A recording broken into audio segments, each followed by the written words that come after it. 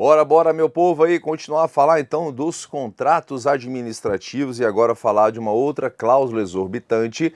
Lembrando que cláusula exorbitante são características dos contratos que vão dar uma posição de prerrogativa do poder público em relação ao contratado. E uma delas agora é a extinção unilateral. Extinção unilateral quer dizer que é uma extinção feita somente pela administração pública. Quando nós fazemos um contrato privado, você não pode chegar e fazer a extinção unilateral desse contrato. Não é assim, lembra? Você juntou para fazer o contrato, tem que juntar com o outro para fazer a extinção daquele contrato, certo? A não ser que você tenha ali casos de rescisão por culpa da outra parte, tudo bem. Mas tem que ter esse acordo para chegar e decidir extinguir o contrato. Mas sendo um contrato administrativo, você tem ali poder da administração de sozinha chegar e falar assim, olha, esse contrato está extinto, acabei com ele. Quais são as situações que a lei prevê? Lá no artigo 137, que fala, constituem motivos para a extinção do contrato, a qual deverá ser formalmente motivada nos autos, assegurado contraditória a ampla defesa ao interessado, certo? Então, primeiro, a lei no artigo 137 vai trazer várias situações de extinção do contrato. Várias situações que dão motivo para extinguir o contrato. E aqui não estou falando ainda de casos de extinção unilateral. A lei no artigo 137 mistura um pouco. Extinção ali por acordo e extinção unilateral. Motivos, digamos, gerais para fazer a extinção do contrato administrativo, certo? Então, a lei vai dizer, certo? No artigo 137, né, então ela vai misturar, tá? E eu vou separar agora a extinção unilateral da extinção que é por acordo entre as partes, mas todos estão no artigo 137. Então, lá do artigo 137, quando vai caber a extinção unilateral? Primeiro, não cumprimento ou cumprimento irregular pelo contratado, desatendeu determinações da administração, alteração social ou modificação da finalidade da empresa. Então, se fez alguma alteração social ou modificação nos fins da empresa que prejudica a execução do contrato, decretação de falência, insolvência civil de pessoa física, dissolução da sociedade ou falecimento do contratado, né? Quando é uma sociedade unipessoal, tudo isso vai gerar a extinção do contrato, que são formas aqui de você extinguir, digamos, a própria empresa, né? Situação de caso fortuito, força maior, atraso na obtenção de uma licença ambiental ou impossibilidade de obtê-la, ou alteração substancial do anteprojeto, atraso na liberação de áreas, interesse público e não reserva de cargos de pessoas com deficiência, PCD, e reabilitados da Previdência Social, que é uma condição que pode ser exigida lá na licitação, e aí tem que se manter durante o contrato. Então, se acontecer qualquer situação dessa aqui, pode então a administração falar assim, olha, o contrato está extinto, sem prejuízo ainda de aplicação de penalidades ao contratado. Isso aqui é só extinguir e ainda pode aplicar sanções, que é uma outra cláusula exorbitante, certo? Então, nós temos aí alteração unilateral. Lá no artigo 137, temos ainda algumas situações que são por iniciativa do contratado. Aqui é o contratado que vai falar assim, administração, eu quero rescindir. E aí você vai ter que fazer o seguinte, você vai ter que memorizar as situações lá do artigo 137 e saber quando é extinção unilateral, quando é extinção provocada pelo contratado, para você acertar as questões. Mas, tem aqui um macete que eu aprendi lá na Universidade de Ohio, que é o seguinte, pessoal, você vai decorar as 5 situações de extinção por iniciativa do contratado, que são essas aqui na tela. E quando não for extinção pelo contratado, vai ser extinção unilateral. Aí não tem que ficar decorando tudo, entende? Então, olha só, extinção por iniciativa do contratado, supressão além do permitido pelo artigo 65. Lembra que a gente falou que pode ter, lá atrás, a gente falou que pode ter acréscimos e supressões de até 25% o valor inicial do contrato? Lembra? Até deu exemplo, era uma rodovia para ser de 100 quilômetros, podia reduzir até 25% o objeto, alterando o valor final, mas a administração quer chegar, em vez de falar que é 100, olha, a gente só quer 50, reduzindo além dos 25% que podia reduzir, reduzindo 50% do objeto inicialmente contratado. O contratado ia receber 1 milhão, agora vai receber só 500 mil para executar 50. Ele fala, não, isso eu não quero. A minha proposta foi para executar 100 e receber 1 milhão. Para executar só 50, reduzindo aí metade do objeto, vocês podiam reduzir até 25, era obrigado a aceitar, agora estão reduzindo em metade, 50%, eu não quero mais esse contrato. E aí é um motivo para pedir o quê? A extinção. Olha, supressão além do permitido por lei. Supressão é maior do que aqueles 25% do objeto inicial, que é permitido no artigo 65. Entenderam? Beleza? Suspensão da execução do contrato por ordem escrita por prazo superior a 3 meses. Então, quando a administração manda paralisar a execução, olha, suspende a execução aí, suspende a execução, paralisa. Aí o contratado pode falar assim, olha, a administração já mandou eu parar demais esse contrato aqui também, já está me atrapalhando, eu quero a extinção dele, não quero mais participar, beleza? Quando você for ler o artigo 137, você vai ver que lá tem algumas exceções, que questão de calamidade e tal, pode dar motivo para ele não pedir a rescisão também. Mas, via de regra, suspensão por ordem da administração, quando supera 3 meses, ela pode pedir, o contratado pode pedir a extinção. Cuidado com essa aqui, ó. Não, é a próxima. Mas essa aqui também, ó. Repetidas suspensões que totalizem 90 dias, tá? Então, só fazendo aqui uma explicação, suspensão da execução, né, por prazo superior a 3 meses, né, quando ali vai lá e manda suspender, e aí deu 3 meses pode pedir, ou quando dá repetidas suspensões intercaladas que superem 90 dias úteis, tá? Só uma diferença aqui com o inciso anterior para esse.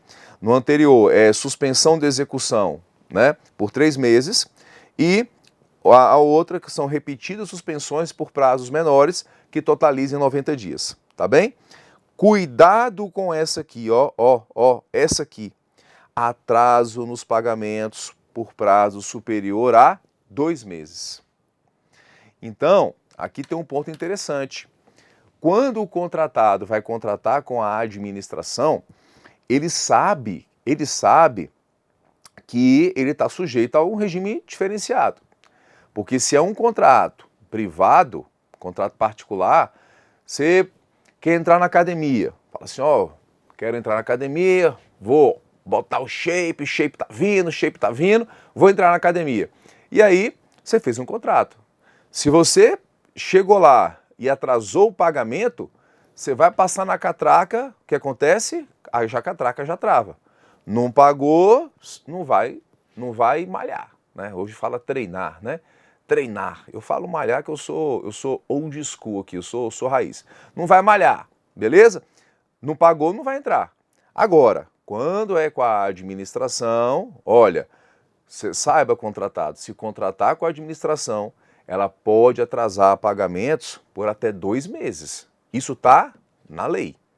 E outra coisa, tem que manter a execução do contrato como você contratou. Não pode piorar o serviço enquanto está em atraso o pagamento não, viu? Certa vez, lá no Ministério, uma empresa de limpeza, tinha que fornecer os utensílios todos, atrasou o pagamento por 15 dias.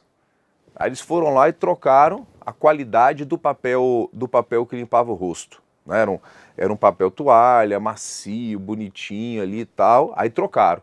Botaram aquele cinza de rodoviária, sabe? Aquele que você já enxuga o rosto e ganha um esfoliamento grátis, né? Já botaram aquele. Atrasou mais 15 dias. Aí já mudaram a qualidade ali da espuminha. Aquele negócio que não faz espuma mais. Atrasou por 30 e poucos dias. Aí já trocaram o papel higiênico. Botaram aquele também rosinha. Sabe aquele rosinha que você olha assim e fala, não, não dá, não dá. Rosinha já é sofrimento. Então, começaram a piorar. Depois tiraram tudo. Você ia lá no banheiro, não tinha nada. Isso é inadimplência.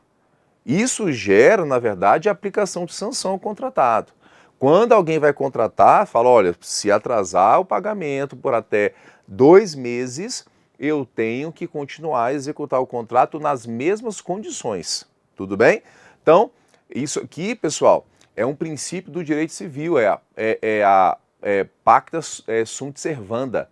Os contratos devem ser cumpridos.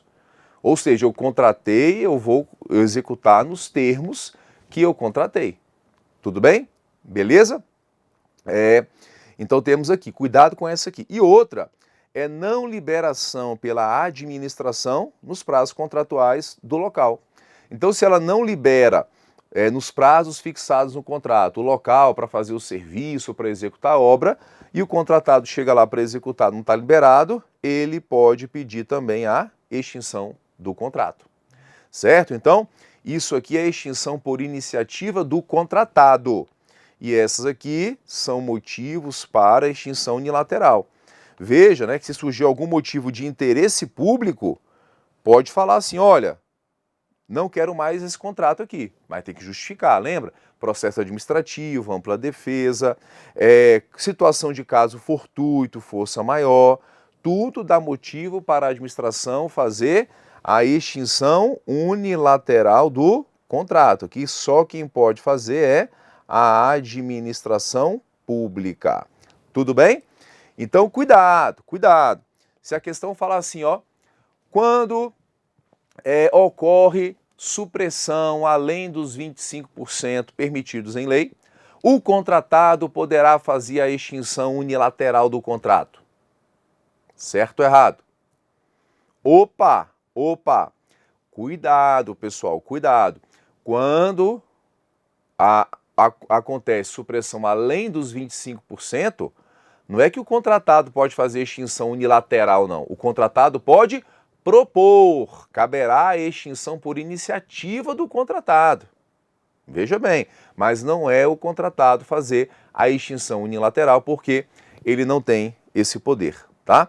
E aí só complementando aqui, a explicação do atraso por prazo superior a 2 meses, é a exceção, tá, do contrato não cumprido.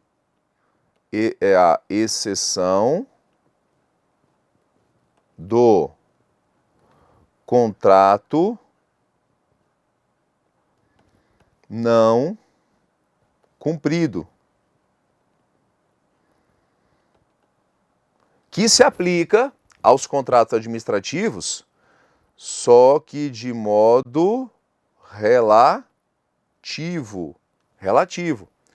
Então, pessoal, quando nós celebramos um contrato, tem lá no contrato, exceção ao contrato não cumprido. Né? Tem a pacta sunt servanda, os contratos serão cumpridos, tem que executar ele. Mas tem também a exceção ao contrato não cumprido, que se chama, em latim, exceptio non adimplente contractus, que significa o seguinte, né? Enquanto a outra parte não faz a dela, eu não sou obrigado a fazer a minha.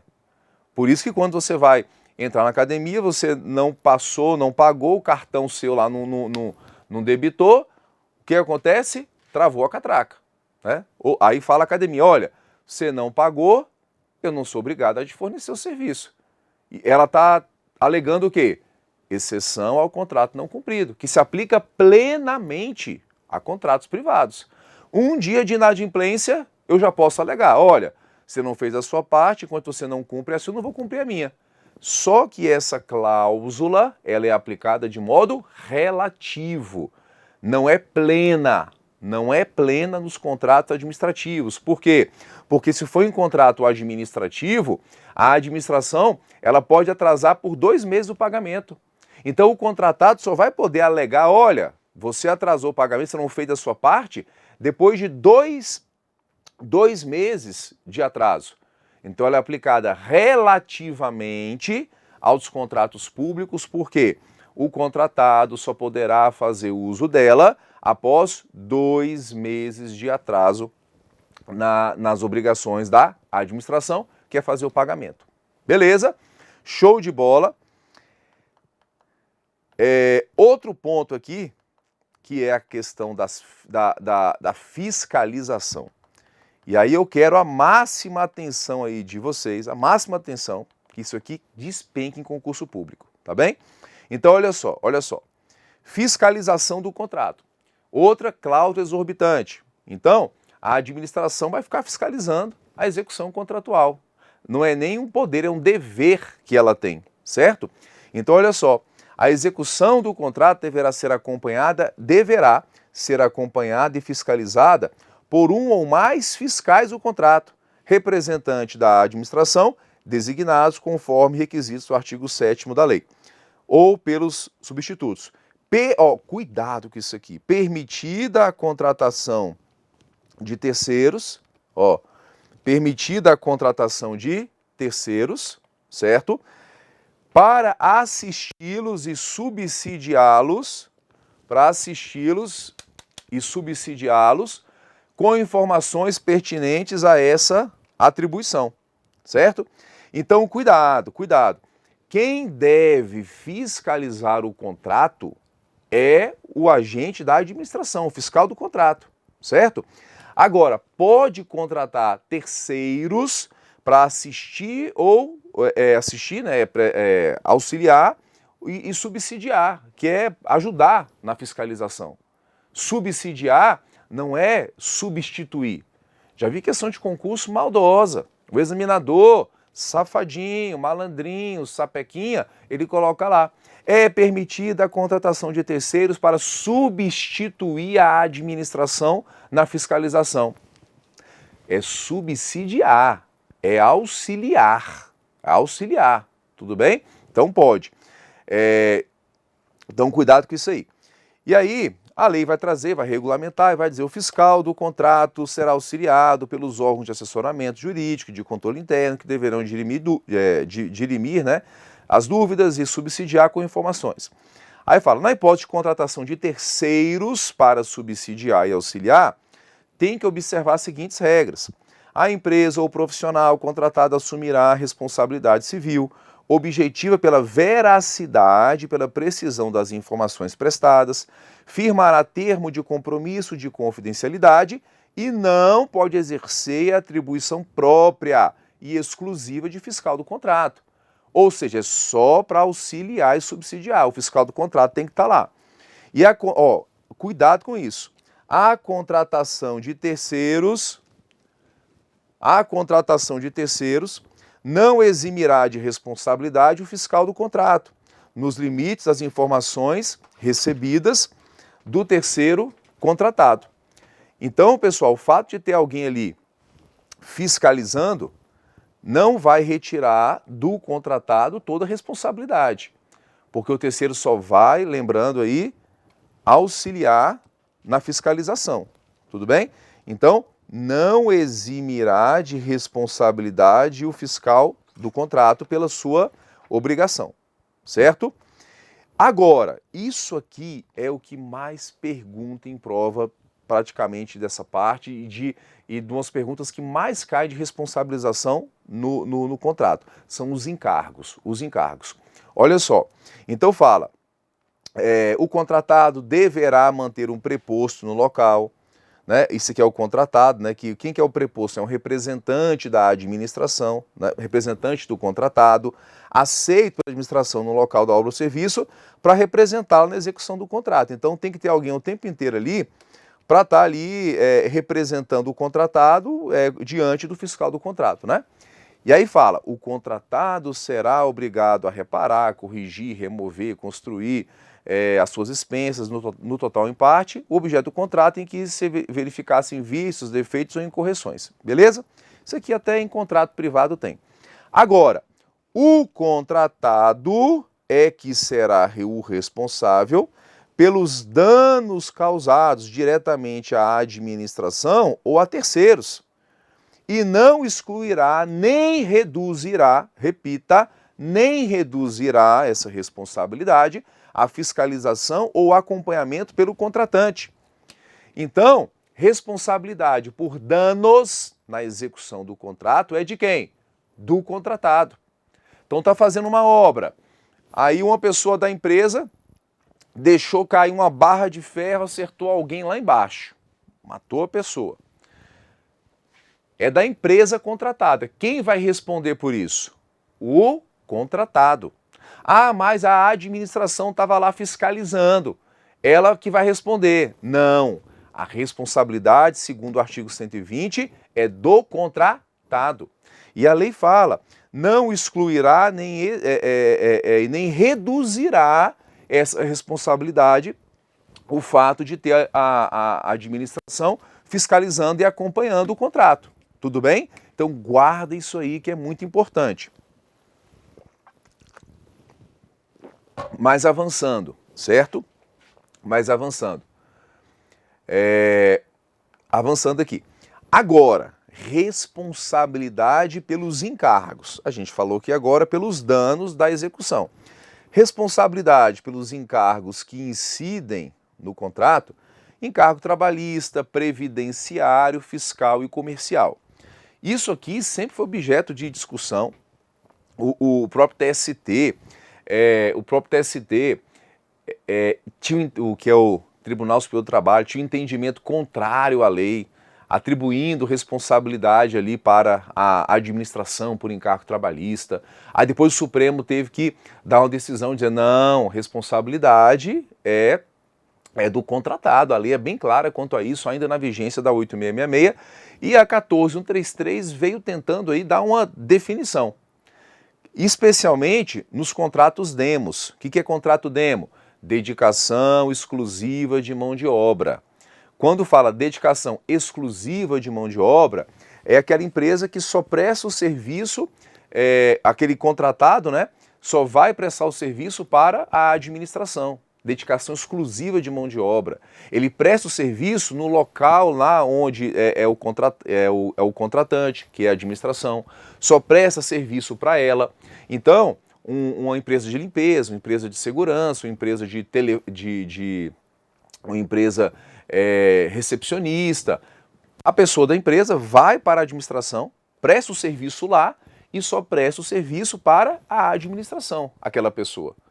Se eu tenho uma empresa privada que presta serviço de limpeza, aquele empregado vai em várias empresas, ali não é dedicação exclusiva. Agora, tem essas empresas que o empregado presta o serviço no local do contratante e ainda só presta para aquela empresa lá, para, no caso, a administração. É dedicação exclusiva de mão de obra, que é a grande discussão. Então vamos ver o que a lei fala? Olha o que a lei falou. A lei foi bem clara. Somente o contratado será responsável pelos encargos trabalhistas, previdenciários, fiscais e comerciais resultantes da execução do contrato. Então, aqui tem dúvida? Não. De quem é a responsabilidade? Somente o contratado. É ele que vai ter que pagar os encargos trabalhistas, os encargos, os tributos que incidem no contrato, os encargos comerciais, os previdenciários. Somente o contratado é responsável, beleza? A lei, não satisfeita, falou assim: a inadimplência do contratado em relação ao encargo trabalhista, fiscal e comercial não transfere à administração a responsabilidade pelo seu pagamento e nem pode onerar o objeto do contrato, nem restringir a regularização e o uso de obras e edificações, certo? Então, a lei, ela foi, mais uma vez, taxativa, né? Ela diz assim, ó, a inadimplência do contratado pelos encargos trabalhistas, fiscais e comerciais não transfere a responsabilidade à administração. E aí depois, nos contratos demos, dedicação exclusiva de mão de obra, aí ela fala, exclusivamente nos contratos demos, a administração responderá solidariamente pelos encargos previdenciários e subsidiariamente pelos encargos trabalhistas. Só que veja aqui, ó, tem um se aqui, ó, tem um se, que eu me lembro bem, esse se aqui da discussão no português, né? Aqui é uma condição, se comprovada falha na fiscalização do cumprimento das obrigações do contratado. Então, Quando for o contrato demo, dedicação exclusiva de mão de obra, aí sim, neste contrato, a administração tem responsabilidade solidária com os encargos previdenciários. E neste caso, uma responsabilidade solidária quer dizer, responde no mesmo nível. Se o contratado não pagar encargo previdenciário, quem vai responder no mesmo nível, ela já pode acionar diretamente a administração. Os dois têm o mesmo nível de responsabilidade, beleza? E subsidiariamente por encargo trabalhista, se comprovar falha na fiscalização. Então, quanto a encargo trabalhista, é subsidiária. E quando fala de responsabilização subsidiária, eu tenho um responsável principal, que é o contratado, e o responsável secundário, que neste caso aqui é a administração por encargo trabalhista. Mas tem que provar falha na fiscalização. Então, se uma empresa que presta serviço para a administração não pagou encargo trabalhista, o empregado só vai conseguir receber da administração se provar que ela, na verdade, não fiscalizou o contrato, né? Não fiscalizou os pagamentos. Então, o que é correto fazer a administração? É fazer assim, olha, contratado, eu vou te pagar esse mês, estamos agora, te pago esse mês, vai me apresentar os comprovantes, você pagou as verbas trabalhistas. Ok, paga, vai lá e dá o comprovante. Vou te pagar no segundo mês. Aí me mostra lá que você no mês passado pagou direitinho. Pagou? Então tá aqui o seu pagamento. Vou te pagar o terceiro mês agora. Me prova que mês passado você pagou tudo certinho. Então, estou fiscalizando, certo? Porque já que é dever dela fiscalizar o contrato, né, ela tem que fiscalizar esses pagamentos também. Se está tudo certinho na fiscalização, depois o empregado não vai conseguir receber da administração. Agora, se ela está pagando todo mês e não está fazendo essa fiscalização pelo fiscal do contrato, aí o contratado poderá, provando essa sua culpa, essa sua ausência na fiscalização, essa sua falha na fiscalização, poderá aí sim direcionar a cobrança para a administração. Tudo bem? Nós temos hoje aí instruções normativas que falam justamente de contratos de dedicação exclusiva de mão de obra, que regulamenta muito bem essa parte de fiscalização, especialmente na parte trabalhista, para não gerar ônus depois para a administração. Mas lembrando então aqui, olha só, agora de forma esquematizada com vocês, certo? Então, responsabilidade, danos decorrentes, né, da execução do contrato. Quem responde é o contratado. Encargos trabalhistas, previdenciários, fiscais e comerciais. Quem responde? Somente o contratado. Lembrando que a inadimplência do contratado não transfere à administração. Agora, quando for contratos demos, dedicação exclusiva de mão de obra, a administração responde solidariamente por encargo previdenciário e subsidiariamente se comprovada falha na fiscalização em relação aos encargos trabalhistas.